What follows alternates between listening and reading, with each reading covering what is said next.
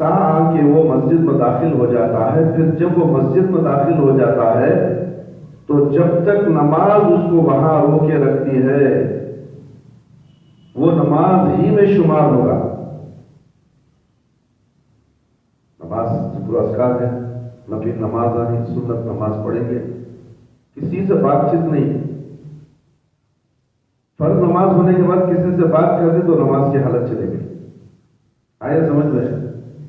نماز کی حالت میں ہی رہنا ہے تو ثواب کو آگے بڑھانا ہے، اونچا کرنا ہے، درجہ بلند کرنا ہے. تو ہمیں چاہیے کہ جب تک مسجد میں رہے، خاموش رہے، عبادت میں رہے تو ہم کو نماز میں شمار کیا جا رہا ہے.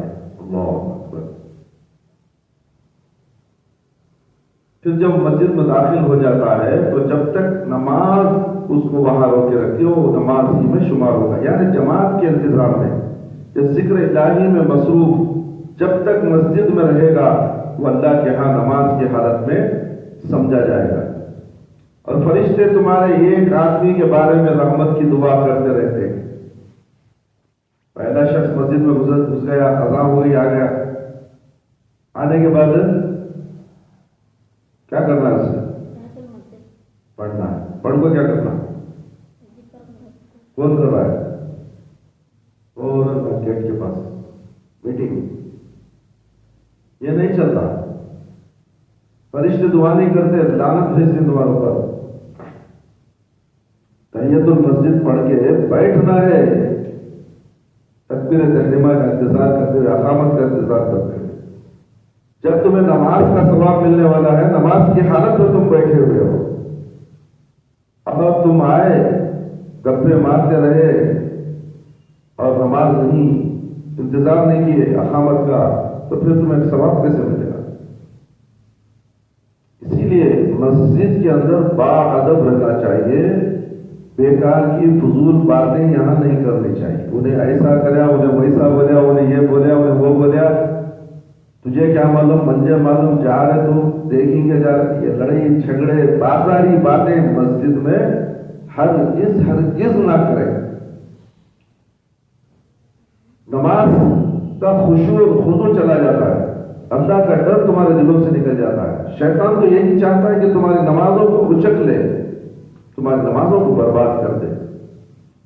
اذان کے بعد سے سلام پھرنے تک نماز کا حصہ ہے. اس وقت ہی شیطان تمہارے درمیان میں آتا ہے.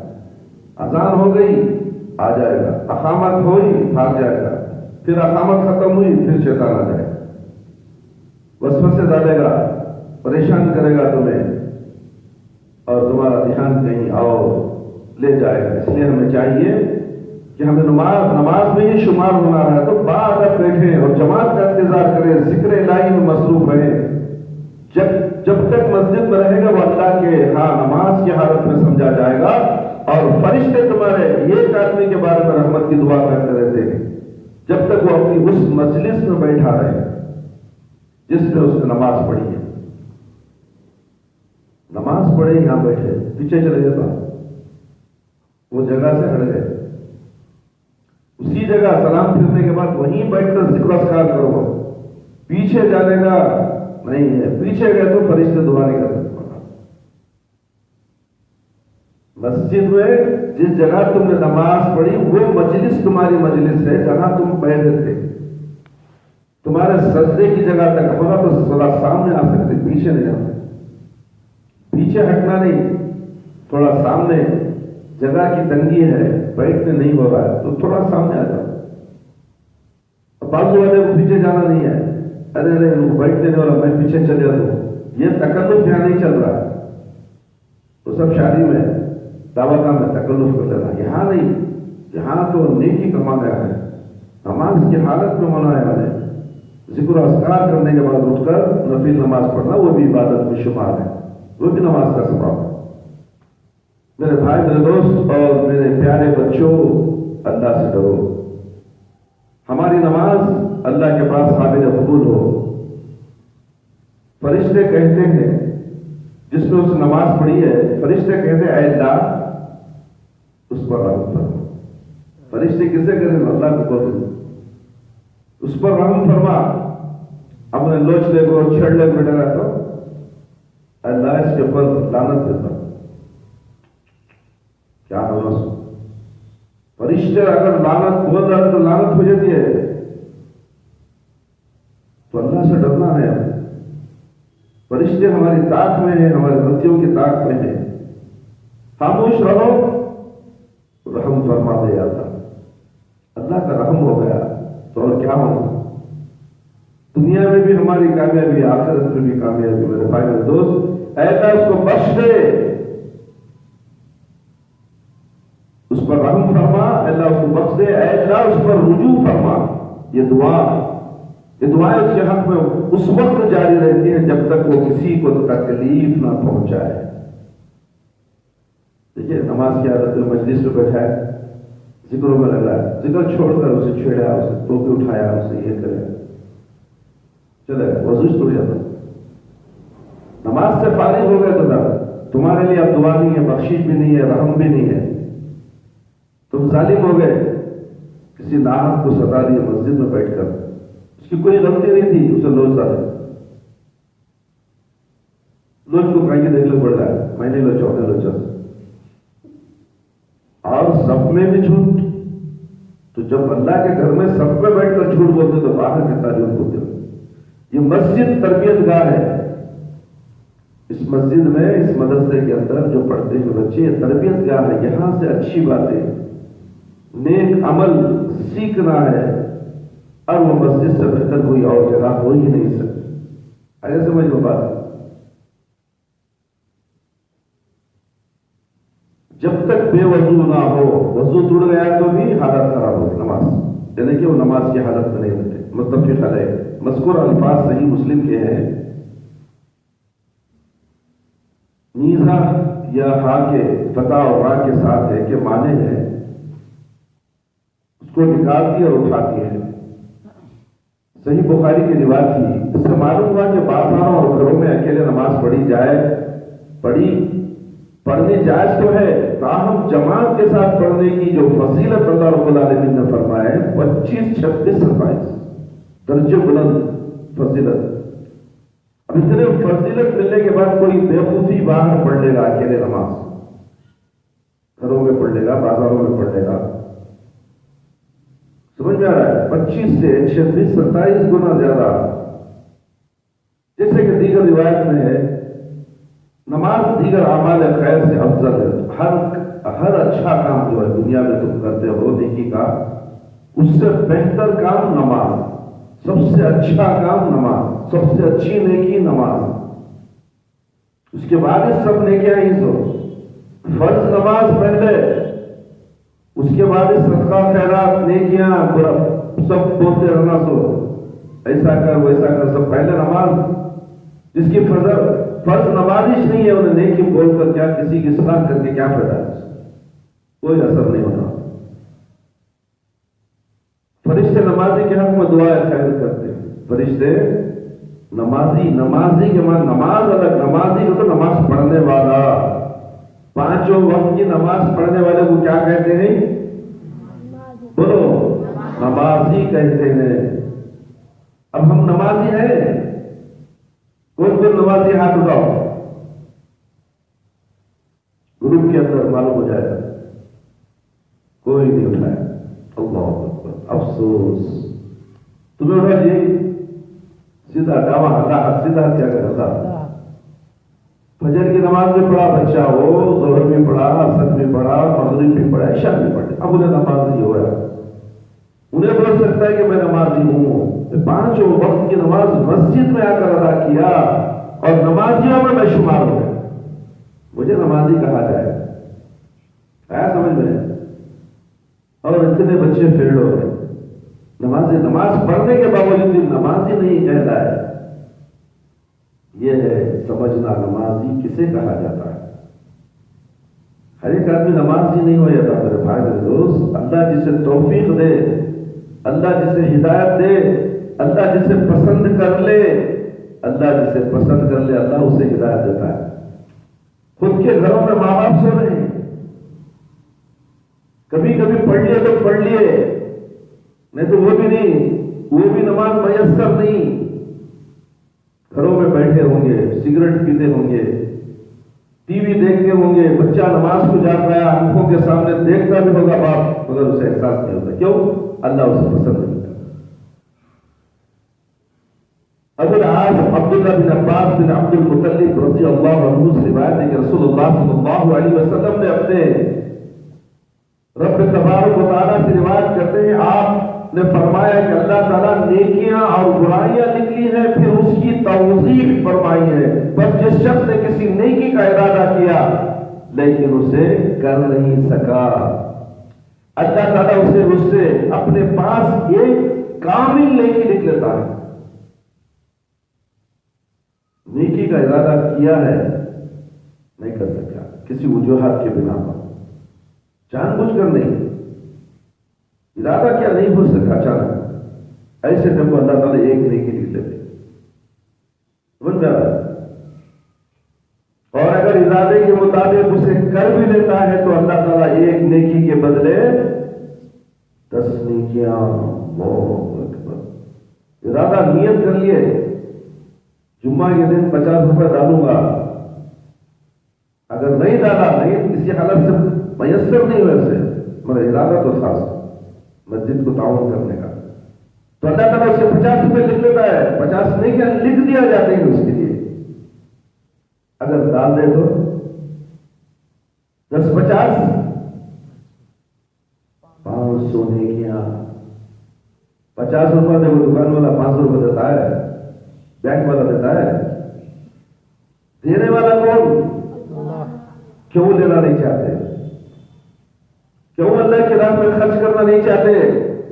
آگے سنو. تو اللہ تعالیٰ ایک نیکی کے بدلے 10 نیکیاں اسے لے کر 700 گنا. اب 50 سے 700 گنا کو ڈالے تو اللہ اکبر. اللہ جب دینا ہے تو کوئی حساب نہیں کر سکتا. اللہ ویسا غنی ہے، اللہ ویسا دینے والا. اس لیے اللہ رب العالمین سے زیادہ مانگو، تمہاری پہنچ سے زیادہ مانگو اللہ سے. کیا 10-20 روپے مانگتے کوئی نہیں، چکڑا کر. کتنے مانگو؟ زیادہ مانگو. اے اللہ ایسی دولت مجھے دے، تیری راہ میں خرچ کرو، نیکی کے کاموں میں خرچ کروں، فضول کاموں سے بچوں. مجھے مالدار بنا دے، دولت مند بنا دے، ساری دنیا کی دولت دے مگر نفع بخش. کون سی دولت؟ مانگو اللہ سے، اللہ ضرور دیتے ہیں. پھر دینے کے بعد آزماتے. دولت تو مانگا، میں نے دے دیا، اب آزمائی شروع. اللہ اکبر. اب دولت آنے کے ساتھ اترانے لگ جاتا ہے، او میرے سے بڑا کوئی کچھ نہیں. بھائی محلے کا دھنا سیٹ پٹیل، مہیج کنگ پہلے بلٹ لیتا ہے، اس کے بعد کار لیتا ہے، اس کے بعد BMW لیتا ہے، اس کے بعد یہاں کون سی بڑی بلڈنگ ہے بولو بھائی وہ خرید لے تو بتا ہے. غریب کھانے کے لیے پیسے دے اس کی طرف دیکھتا ہے، یتیم بیوہ بھوکے مر رہے ہیں اس کی طرف نہیں دیکھتا. منگا تھا کیا؟ نیکی کے کاموں میں خرچ کروں گا. اب موقع جب آیا تو کیا کرتا ہے؟ فضول کاموں میں خرچ کرتا ہے. تو چند دن کے بعد اللہ تعالیٰ اسے پوری دولت چھین لیتا ہے. یاد رکھو ایسی دولت مت مانگو جو تمہارے لیے نقصان دہ ثابت ہو جائے. اگر کسی نے کسی برائی کا ارادہ کیا لیکن اسے کیا نہیں تو اللہ تعالیٰ اسے بھی اپنے پاس ایک کامل نیکی لکھ لیتا ہے. اور اگر ارادے کے مطابق اس برائی کو کر لیتا ہے تو اللہ تعالیٰ ایک ہی برائی دیتا ہے. اب نیکی کرنے کے بعد 700 گنا. اب برائی کا ارادہ کیا تو ایک برائی دیتا ہے، کر لیا ایک ہی برائی دیتا ہے. رحم کیسا ہے؟ چاہے تو 700 گنا برائیاں لکھ سکتا تھا اللہ. اتنا مہربان اللہ رب العالمین. پھر اس رب العالمین کو چھوڑ کر ہم کدھر بھٹک رہے ہیں. میرے بھائی میرے دوست، جو بات نبی کریم صلی اللہ علیہ وسلم اللہ تبارک و تعالیٰ کے حوالے سے بیان فرمائے، اس حدیث سے قدسی کہا جاتا ہے. ڈائریکٹ جو حدیث اللہ کے نبی صلی اللہ علیہ وسلم ڈائریکٹ جو نبی کریم صلی اللہ علیہ کے دل و دماغ میں ڈالتے اسے الہام ہوتا ہے، اسے حدیث قدسی، امام حنیفہ کو آئی تھی حدیث قدسی، کسی چار اماموں کو آئی، کسی بابا کو آئی، کسی پیر کو آئی، کسی مرشد کو آئی، تو پھر وہ امام کائنات، ساری دنیا کے امام اعظم پیارے نبی محمد صلی اللہ علیہ وسلم، ان کی اطاعت و فرما برداری چھوڑ کر ہم دنیا میں کن کن کے پیچھے لگے ہوئے۔ ابو عبد الرحمن عبداللہ، یہ الہام بھی ہوتا، اللہ تعالیٰ اپنے پیغمبر کے الہام کے ذریعے آگاہ فرماتا ہے، اس میں اللہ کی اس وسعت و فضل و کرم کا بیان ہے جو اپنے بندوں کے ساتھ فرماتا ہے، اور قیامت والے دن بھی فرمایا، قیامت والے کے دن بھی ایسے پیشن گوئی اللہ کے ذریعے سے نبی صلی اللہ علیہ وسلم کو ہوگی، لوگوں کو معلوم نہیں ہوگا۔ تو اس لیے ہمیں چاہیے کہ ہمیں اللہ رب العالمین سے ڈریں۔ آئیے اور حدیث ہے، بول کر میں اپنی بات ختم کرتا ہوں۔ ابو عبد الرحمن عبداللہ بن عمر بن خطاب رضی اللہ عنہ کہتے ہیں کہ میں نے رسول سنا، رسول اللہ صلی اللہ علیہ وسلم فرماتے تھے کہ تم سے پہلی امتوں میں سے 3 شخص تھے جو ایک ساتھ سفر پر نکلے حتیٰ کہ رات ہو گئی، چونکہ رات گزرنے کے لیے وہ ایک غار میں داخل ہو گئے، تھوڑی ہی دیر کے بعد پہاڑ سے ایک بڑا سا پتھر لڑک کر نیچے آیا جس نے غار کے دہانے کو بند کر دیا۔ اللہ اکبر۔ اب لوگ ہم سب بیٹھے یہاں، 4 کونے کی حال ہے، 4 کونے کا دروازہ پیچھے ایک بہت بڑی چٹان ہمارے گیٹ کے پاس آ کر کھڑ دی جو ہلا نہیں سکتے، ڈھکل نہیں سکتے، تو ہماری حالت کیا ہوگی؟ ایسا غار میں چھپے تھے تو اس وقت ایک بہت بڑا چٹان لڑکتے ہوئے آ کر اس غار کے منہ کو بند کر دیا۔ اندر 3 سفر کرنے والے 3 مسافر اندر ہیں، توڑ بہت پتھر لڑکتے ہوئے آ گیا۔ یہ دیکھ کر انہوں نے آپس میں مشورہ کیا کیا کریں۔ ان کی سمجھ میں ایک بات آئی کہ اس ابتلا سے نجات، مصیبت سے نجات کی یہی صورت ہے کہ تم اپنے اعمال صالحہ کے واسطے سے اللہ سے دعا کرو۔ دیکھیے دعا کہاں؟ گھر میں بابا بنا جاتا ہے، بابا سے دعا کرو گے یا پیران پیر دستگیر خواجہ غریب النواز یہ پتھر ہٹا دو، کہاں سے آتے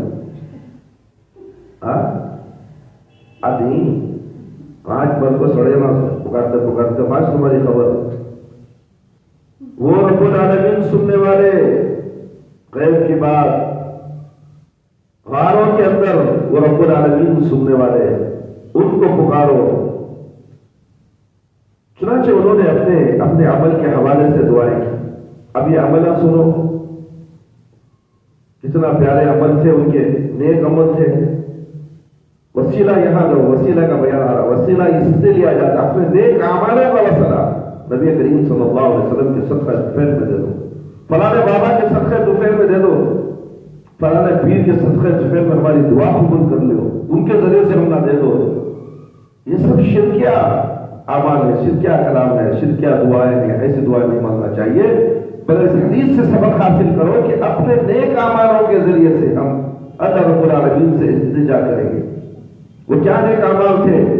چنانچہ انہوں نے اپنے اعمال کے حوالے سے دعائیں کی۔ ان میں سے ایک نے کہا، یا اللہ تو جانتا ہے، یا اللہ تو جانتا ہے میرے بوڑھے ماں باپ، بوڑھے ماں باپ، اور شام کو میں سب سے پہلے انہیں کو دودھ پلاتا تھا۔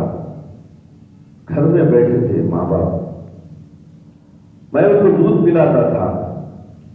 ان سے پہلے میں اہل و عیال کو اور خادم اور غلام کو نہیں پلاتا تھا، پہلے میرے ماں باپ کو پلا کر میرے بیوی بچوں کو پلاتا تھا، اس کے بعد میرے خادموں کو غلاموں کو پلاتا تھا۔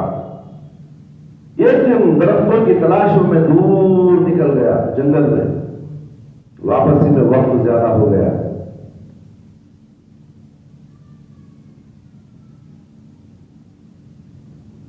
اور ان کی خدمت میں واپس آتے وقت شام ہو گئی۔ شام کا دودھ دوہا کا تو نکالنا، دودھ نکالنا بکری میں سے یا گائے میں سے جو تھنوں میں سے نکالتی اسے دوہا بولتے۔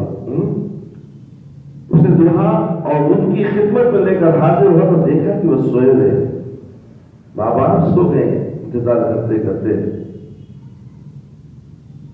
سو گئے۔ اب کیا کرنا ہے؟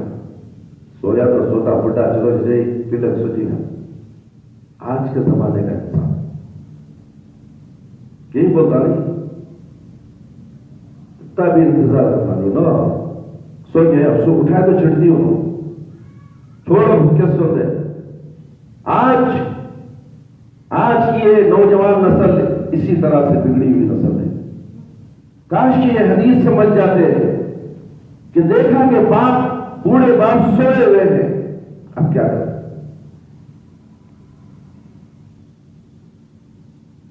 میں نے ان کو جگانا بھی پسند نہیں کیا، ان کو جگانا بھی پسند نہیں کیا۔ اللہ اکبر۔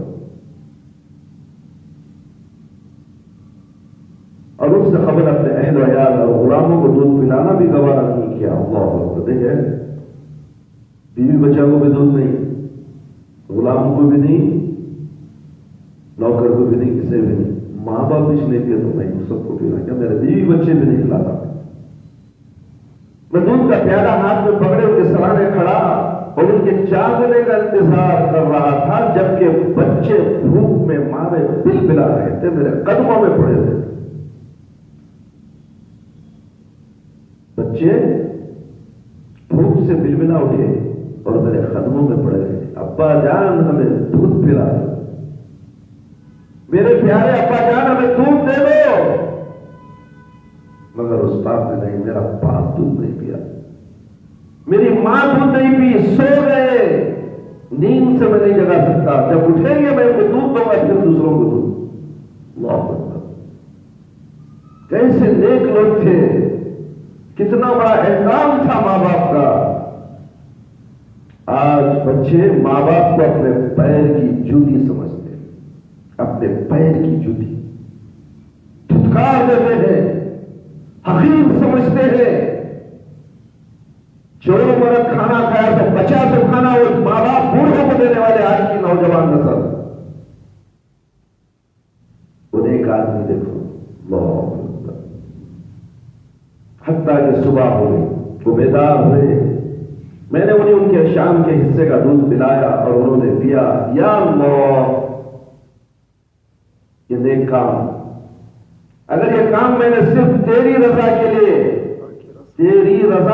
کیا تھا تو ہم اس چٹان کی وجہ سے جس نے غار کا منہ بند کر دیا ہے، جس مصیبت میں پھنس گئے ہیں، اس سے ہمیں نجات عطا۔ اللہ اکبر۔ ہے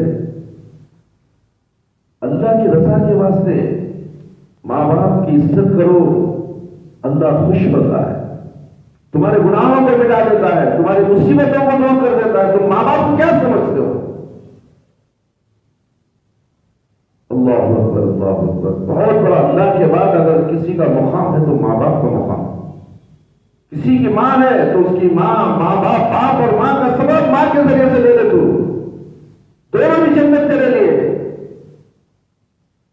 کسی کا باپ کا انتقال ہوگا، ماں تو زندہ ہے، چاچا تو زندہ ہے، اس کی عزت کر، اس کی بات مان، دین کے معاملے میں، دنیا کے معاملے میں، شرک میں نہیں، بدعت میں نہیں۔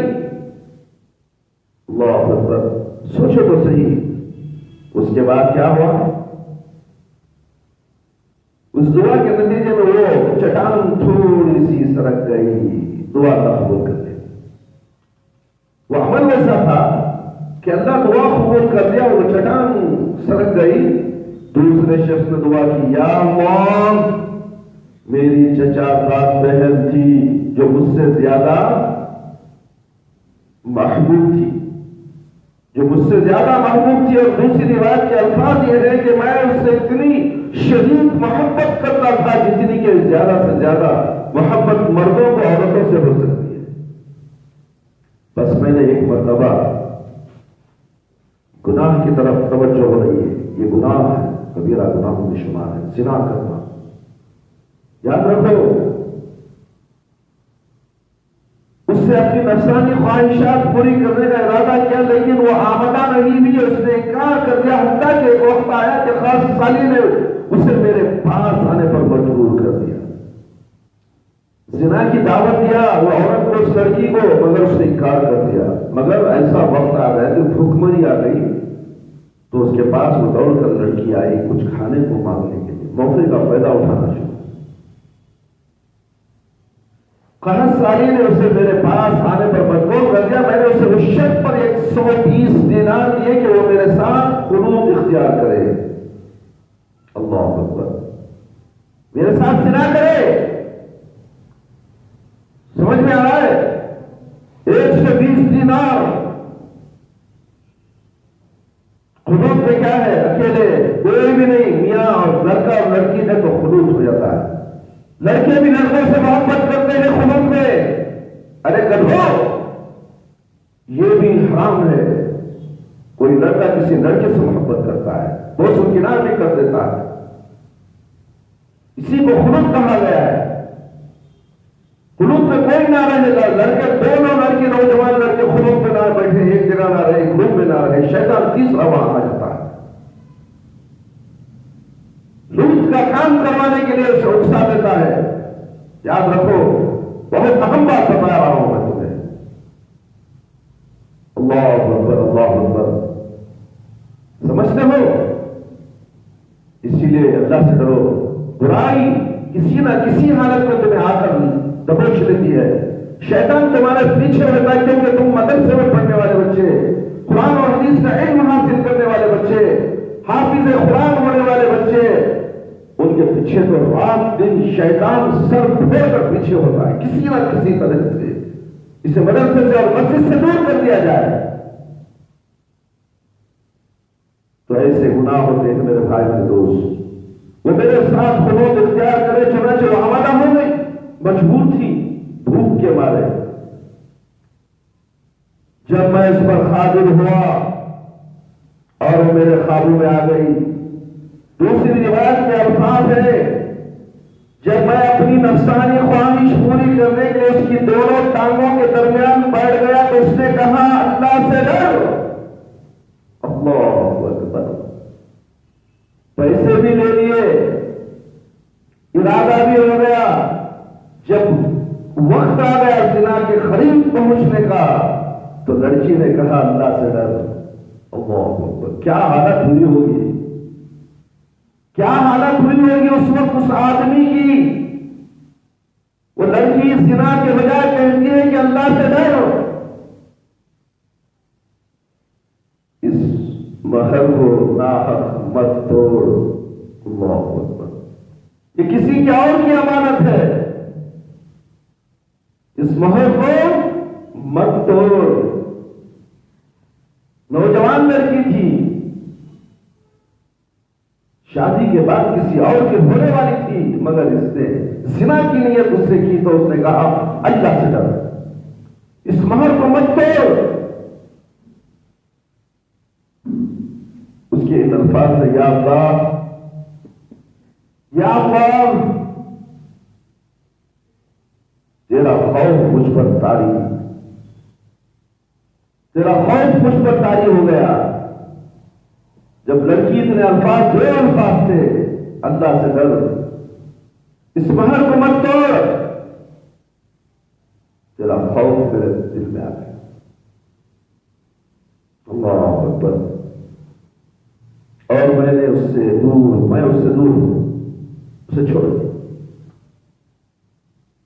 فوراً چھوڑ دیا میں اسے. جب نام اللہ کا رہا ہے اور تمہارے سامنے اللہ اکبر مؤذن 4 مرتبہ کہتا ہے، پھر آخری میں 2 مرتبہ بھی کہتا ہے، مگر تمہیں بستر چھوڑ کر اٹھنے تیار نہیں. یہ زنا دینار بھی دے دیے تھے. اللہ سے ڈرے، اللہ بڑا ہے. تم کمبل چھوڑ کر باہر نہیں آتے، کمبلوں میں گھسے ہوئے شیطانوں کی طرح، خبیثوں کی طرح سوتے ہو. کہ تمہیں ڈر کہاں ہے اللہ کا؟ ڈر تو اسے کہا جاتا ہے جب اللہ کا نام لیا جائے، سب کام کو چھوڑ دیا جائے، صرف اللہ کی طرف رجوع ہو جاؤ. اللہ اکبر. جب اسے بندہ مانا جائے گا، یہ اللہ کا بندہ ہے. میرے بھائی میرے دوست، اور خواتین اسلام اللہ سے ڈرو. وہ لوگوں میں سب سے زیادہ مجھے پیاری تھی، میں نے سونے کے اور دینار بھی چھوڑ دیے جو میں نے اسے دیے تھے. یا اللہ اگر میں نے یہ کام تیری رضا کے لیے کیا تھا تو یہ نازل شدہ مصیبت ہم سے دور فرما دے. دعا کا طریقہ کیسا ہے دیکھیں. یا دعا مانگو گے تو بھاگے تھے. دعا مانگنا نہیں چاہتے مصیبت دور کیسے ہوگی؟ اللہ کہتا ہے کہ دعا مانگ، میں تیری شہرت کے قریب ہوں، میں تمہاری تکلیفوں کو، پریشانیوں کو، ہر چیز کو دور کرنے والا. یہاں پریشانی تھی غار کے اندر، اپنے نیک اعمال کی دعا کا سہارا لے کر اللہ سے مدد مانگی. اے اللہ اس پتھر کو تھوڑا اور کھسا دے. وہ چٹان، چنانچہ وہ چٹان کچھ اور سرک گئی، لیکن باہر نکلنے کا راستہ بھی نہیں بنا. دو دعائیں تھی، دونوں دعائیں سے زیادہ. تیسرے نے دعا کی، یا اللہ میں نے کچھ مزدوروں کو اجرت پر رکھا تھا، سب کو میں نے ان کی اجرت عطا کر دی، صرف ایک مزدور اپنی مزدوری لیے بغیر چلا گیا تھا، حتیٰ کہ اس سے بہت سا مال بن گیا. کچھ عرصے کے بعد وہ ایک دن آیا اور آ کر کہا، اللہ کے بندے مجھے میری اجرت ادا کر دے. گزر گیا، عرصہ گزر گیا، اتفاق سے وہ بھی زندہ تھا، یہ بھی زندہ تھا. آیا اور مانگا، میری اجرت دے دو، میں نے مزدوری کی ہے آپ کے پاس، چاہے 1 دینار ہو یا 2 دینار ہو یا 5 دینار ہو، میری مزدوری دے دو.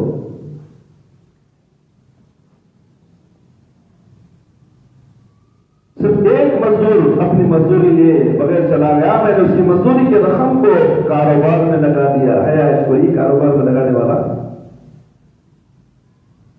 ہڑپ کرنے والا بہت ہے. مال کو ہڑپ کر جاتے ہیں، مزدور کا پیسہ بھی ہڑپ کر دیا جاتا ہے. کتنے مزدور ایسے ہیں بلڈنگوں میں کام کرنے والے، کولی مزدوری کرنے والے، ان کے پیسے کھا جاتی ہے. دھنا سیٹ جو مالدار اپنے آپ کو کہتے ہیں، مہینہ بھر کام کرتا ہے، 15 دن کی تنخواہ پکڑ لیتا. تیرے باپ کا مال 15 دن کی تنخواہ، تو کون؟ تو مالک ہے اس کا. اس کی محنت کی مزدوری کا تو معلوم نہیں. پسینہ سوکھنے سے پہلے مزدوری ادا کرو، اور تو کہتا ہے کہ آئندہ مہینے نہیں آیا تو 15 دن کی تنخواہ پکڑ لے. وہ جو ہے یہ غلطی ہے، یہ امانت میں خیانت ہے. کیا ہو کہ تو رقم پکڑا تھا تیرے کاروبار میں لگا کر اسے منافع دے گا؟ نہیں دے گا. آئندہ مہینہ آئے گا تو اور آدھے مہینے کی پکڑتا ہے. 3 مہینے اسی طریقے سے آدھے مہینے کی تنخواہ، 1.5 ماہ کی تنخواہ اس کے پاس ہمیشہ کے لیے پکڑ جائے گی، اور یہ ہمیشہ کے لیے اس کا غلام بن کر رکھے گا. اگر میں چھوڑ دوں تو مجھے پیسے نہیں ملے، 1.5 مہینے کے پیسے چلے جائیں گے، اور اسے تنخواہ بھی نہیں بنائے گا. یہاں دیکھو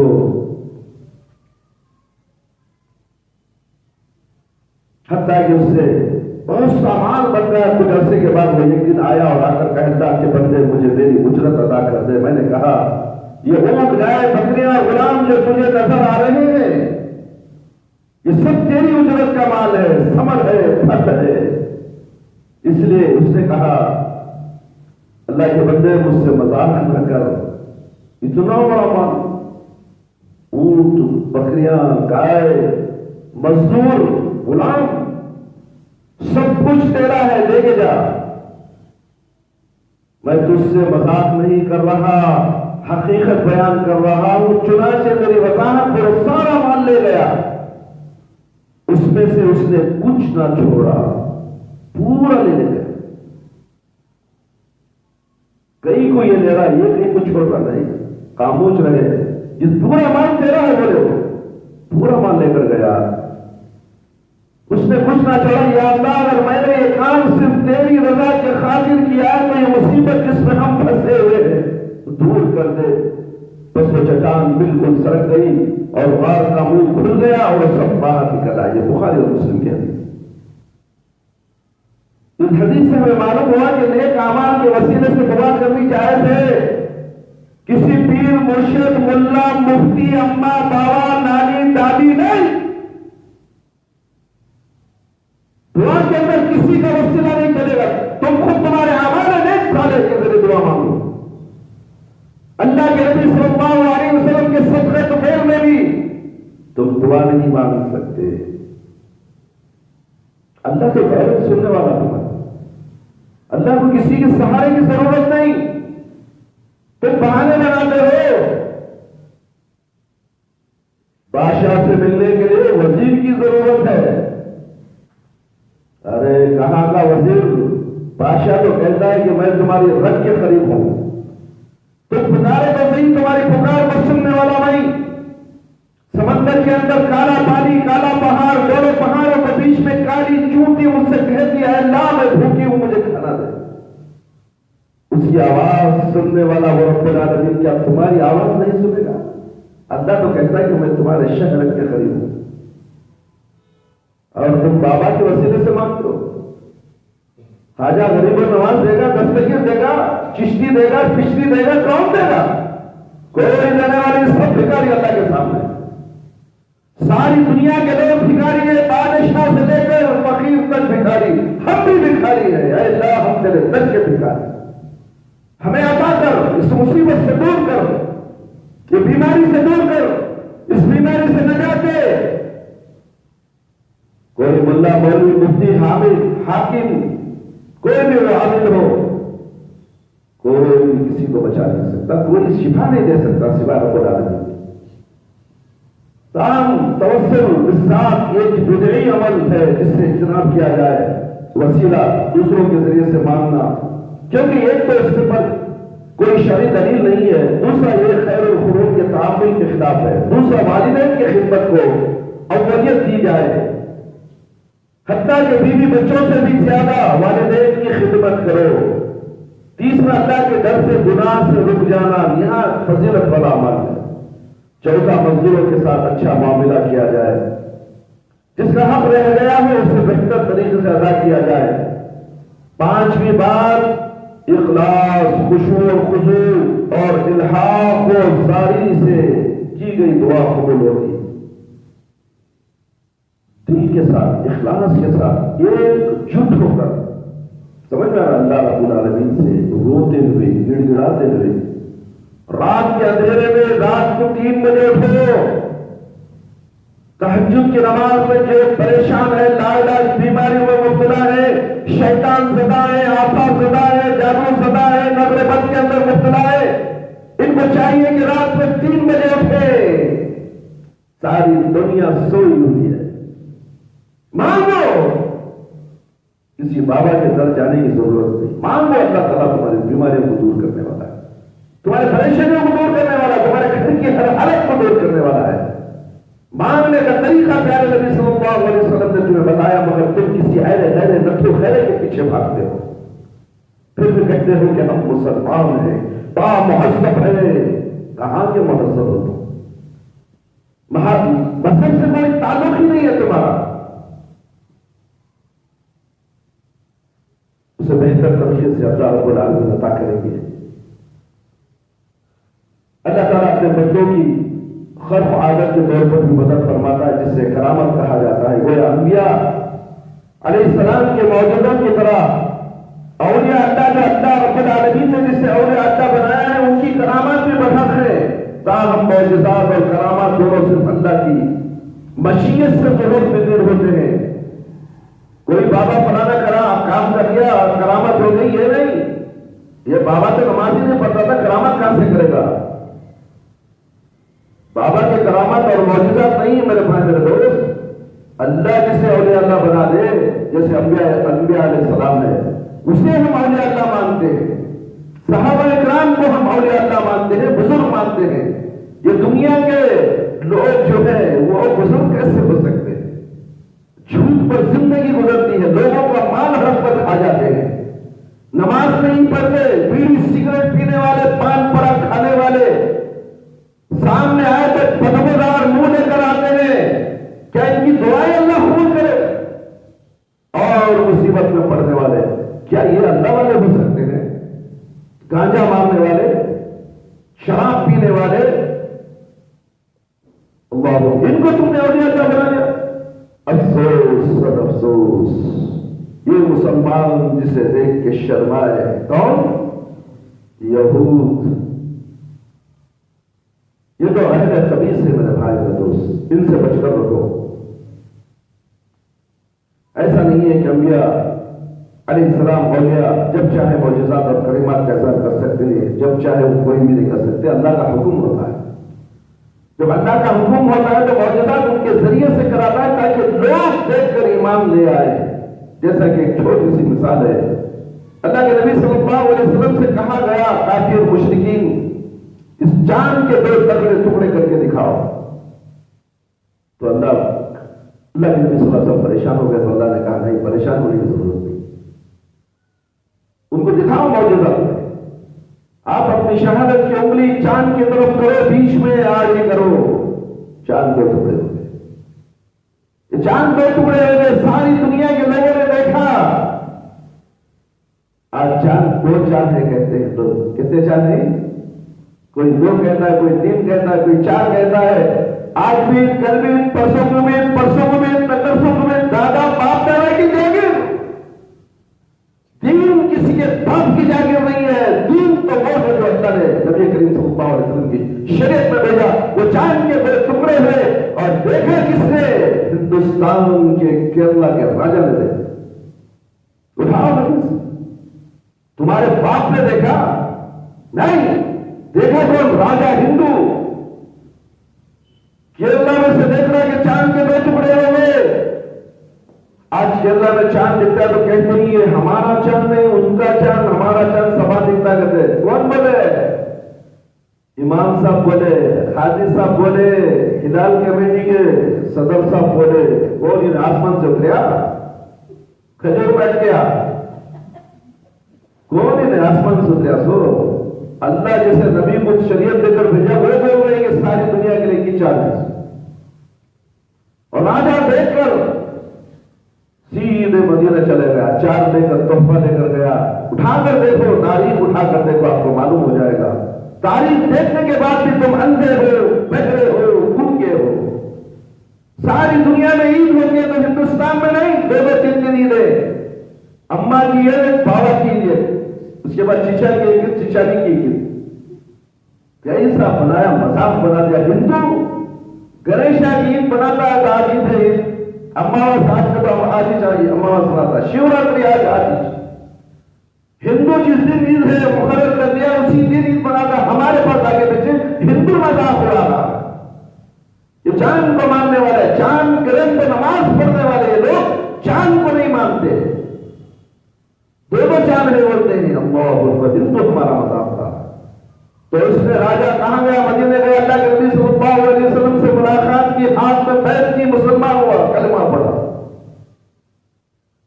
میں اس نبی کو دیکھنا چاہتا ہوں۔ پانی کے جہاز سے سفر کیا، اس نے محل چھوڑ دیا، دولت چھوڑ دیا، کھیتی باڑ سب چھوڑ دیا۔ تم گھر چھوڑنا نہیں چاہتے، اللہ اکبر کے لیے تم گھر چھوڑنا نہیں چاہتے، کمبلوں کے اندر گھسے ہو، فجر کی نماز قبرستانوں میں سوتے ہو، تمہارے گھر تمہارے قبرستان ہے۔ اللہ اکبر، کیرلا دولت چھوڑ دیا، محل تھے اس کے، کاروبار بڑھ پڑے تھے، اس راجا کے چھوڑ دیا، اللہ کے نبی کے پاس چلا گیا سیدھے۔ یہ نبی کچھ ہے، اللہ کا نیک بندہ ہے، ہم اس سے ملیں گے ضرور۔ ملنے کے بعد دیکھا تو یہ پیارے نبی صلی اللہ علیہ وسلم کے ہاتھ میں بیٹھ کے آج میں مسلمان ہوں۔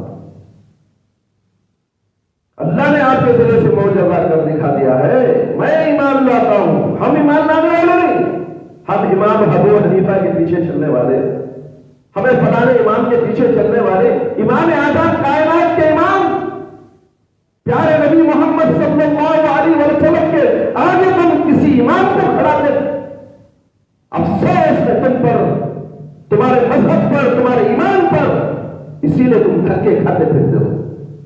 جب تک کہ تمہارا عقیدہ صحیح نہیں ہے، تمہاری عبادت قبول نہیں ہوتی۔ تم امام بنو تو نبی کو امام بناؤ، اہل غیرت کو امام بنانے کی ضرورت نہیں ہے میرے بھائی میرے دوست۔ اور جب وہ واپس آیا مدینے سے، راستے میں اس کا انتقال ہو گیا۔ اللہ نے اس کی محبت کو قبول، اس کے ایمان کو قبول کر دیا۔ کیا ہمارا تمہارا ایمان ایسا ہے ہم تھوڑی سی تکلیف آ گئے پریشان، میرا گھر چلا جائے گا، میری دولت چلے جائے گی، میرا فلانا چلے جائے گا، میرے بیوی بچے گم ہو جائیں گے۔ اللہ کی راہ میں جب نکلتا ہے تو بندہ سر پہ کفن باندھ کر نکلتا ہے۔ تم معمولی کتے سے ڈرتے ہو، فجر میں کتا کاٹ لیتا حضرت، آج تک سنا کسی کو فجر میں کتا کاٹتے ہوئے سنے تم؟ ابھی دنیا میں لوگ صبح میں پھیلے ہوئے ہیں، اس درمیان میں کتا کاٹا ہے ہم نے سنا ہے۔ دن کے اجالے میں، اندھیرے میں نہیں، ہم نے سنا نہیں، اندھیرے میں کتا کاٹا ہم نے نہیں سنا، دن کے اجالے میں کتا کاٹا ہے، کتے سے تم ڈرتے ہو تو تم کتے سے نپٹتا۔ اس لیے بڑا یہ آخری کلام ہے میرے بھائی میرے دوست، ایک راجا ایمان لایا، تم فجر کی نماز پڑھ کر ایمان لانا نہیں چاہتے، نمازی بننا نہیں چاہتے، اور نیک اعمال صالحہ کے ذریعے سے اپنے گناہوں کو دھونا نہیں چاہتے، تو پھر اللہ تعالیٰ تمہیں کیسے دین کی دولت سے مالا مال کرے گا؟ اللہ تعالیٰ سے دعا ہے کہ اللہ تعالیٰ مجھے اور آپ تمام کو تمام قرآن اور حدیث کی باتیں جو مختصر تھی، میں نے آج کا تھوڑا سا زیادہ وقت لے لیا، بہت دنوں کے بعد آج میں نے عشاء کے بعد درس دیا ہے۔ میرے درس میں اسی لیے بیٹھنے سے لوگ ڈرتے ہیں کہ میں سخت الفاظ میں بیان دیتا ہوں، لوگوں کو تکلیف ہوتی ہے، بات کڑوی ہے مگر اثر کرنے والی ہے، دوا کڑوی ہوتی ہے مگر فائدہ مند ہوتی ہے۔ تو آپ لوگ مدرسے کے بچے ہیں تو اللہ تعالیٰ آپ کو سننے کی طاقت دیا ہے، اسی طرح سنیے، انشاءاللہ کل سے بہت مختصر سا بیان دوں گا، ایک حدیث یا دو حدیث ہی بولوں گا، مگر آج میں نے آپ کو جگانے کے لیے بہت سی باتیں بتائی ہیں تاکہ آپ فجر کی نماز کے پابند ہو جائیں۔ نماز کی فضیلت بہت بڑی ہے، اس لیے نماز کسی کے لیے معاف نہیں ہے، بیمار کو بھی نماز معاف نہیں ہے، اندھے صحابی کو نماز معاف نہیں تھی۔ تمہارا گھر مسجد کے بالکل قریب ہے، اندھے صحابی کا گھر شاید ناگوارا کے قریب تھا، تو اتنی دور سے فجر کی نماز میں اکیلے، نہ ان کا بیٹا تھا نہ ان کو سہارا دینے والا کوئی بھی نہیں تھا، اندھے تھے، اور جنگل کاٹے سب تھے، بچھو سانپ بھی تھے۔ جب آئے تو اللہ کے نبی صلی اللہ علیہ وسلم سے پوچھے کہ اے اللہ کے نبی صلی اللہ علیہ وسلم، میرا سہارا کوئی نہیں ہے، میں اتنی دور سے نماز کے لیے فجر میں آتا ہوں، کیا میں گھر میں نماز پڑھ لوں؟ تو اللہ کے نبی صلی اللہ علیہ وسلم نے کہا ٹھیک ہے، آپ گھر میں نماز پڑھو۔ پھر اللہ کی طرف سے وہی نازل ہوئی، فوراً نازل ہوئی، تھوڑی دیر بھی نہیں، وقت بھی گزارے نہیں، فوراً اے نبی صلی اللہ علیہ وسلم ان سے پوچھو کیا تم نے اذان کی آواز سنی؟ ہاں میں اذان کی آواز سنتا ہوں۔ تو اللہ رب العالمین نے کہا نہیں، مسجد کو آ کر نماز پڑھنا پڑے گا۔ اللہ کے نبی بولے دیکھو اللہ کا حکم ہے، تمہارے آنکھ نابینا ہے، سانپ بچھو ہیں، کاٹے ہیں، ڈاکو بھی ہیں، وہ عذر نہیں چلنے والا، آپ کو مسجد میں آ کر ہی نماز پڑھنا پڑے گا۔ اس نابینا کو نماز معاف نہیں، ہم تو آنکھ والے ہیں، پیر والے ہیں، روشنیوں والے ہیں، گلی میں گورنمنٹ اتنی سی بڑی لائٹ ڈالی ہے پھر بھی ہم اندھے۔ اللہ اکبر، کتا کاٹ دیتا ہے، ابا بولے جانا کو باہر کتے نہیں،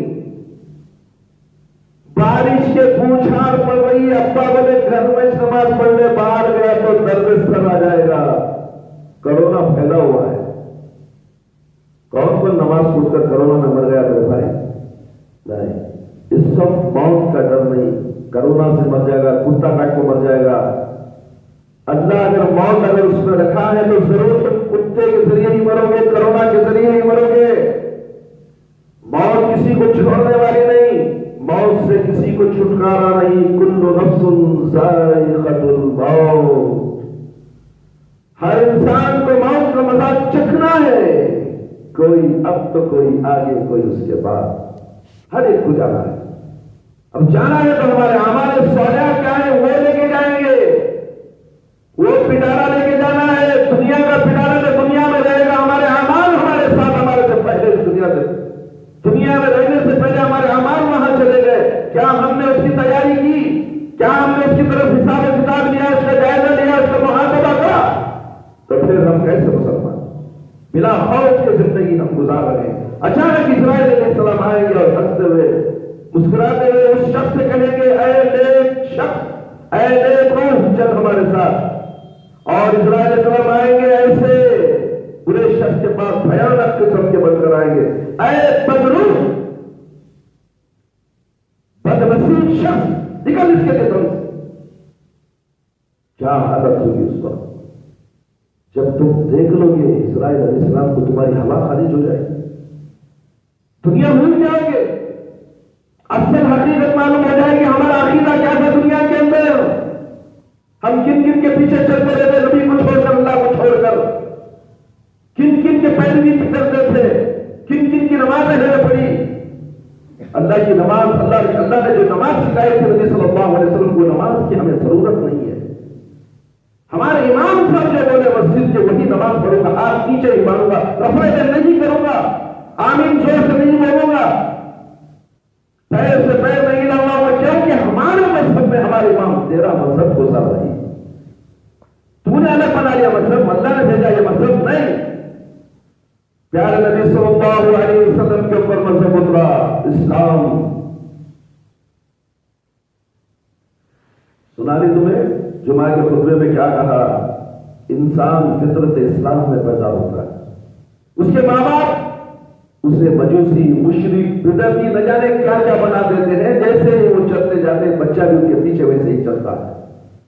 اللہ ماشاءاللہ اگر کوئی اللہ سے رجوع ہو جائے کہ اللہ مجھے سیدھی راہ دکھا تو اللہ رب العالمین اسے اہدنا الصراط المستقیم کے راستے پر چلائیں گے. ان انعام یافتہ لوگوں کے ساتھ اس کا معاملہ کریں گے اور جس کے اوپر غضب ہے اللہ تعالیٰ اسے بچا لیں گے. اللہ تعالیٰ سے دعا ہے کہ اللہ تعالیٰ مجھے اور آپ تمام کے تمام قرآن و حدیث کی باتیں جو ہم نے آپ کے سامنے سنائی اس میں سن کر اس پر غور و فکر کرتے ہوئے عمل کرتے ہوئے اپنے اعمال صالحہ کو ضائع ہونے نہ دیں اور مضبوطی سے تھام لیں. اور 5 وقت کی نماز پڑھنے کی کوشش آج سے ہی شروع کر دیں. کل سے ہی شروع کر دیں. انشاءاللہ اللہ رب العالمین آپ کی مدد کریں گے. آپ کے علم میں اضافہ ہوگا. آپ کی صحت اچھی رہے گی. آپ کی بیماریاں دور ہوں گی. جادو گریز سے آپ بچ جائیں گے. سمجھ میں آ رہا ہے. شیطان ہر روز جادو کرتا ہے. وہ جادو سے آپ بچ جائیں گے. اس کے بعد دنیا والے جادو کرتے ہیں. پہلے شیطانی جادو کرتا ہوتا ہے. سمجھ میں آ رہا ہے. شیطان کے جادو سے بچ نہیں سکتے تمہیں.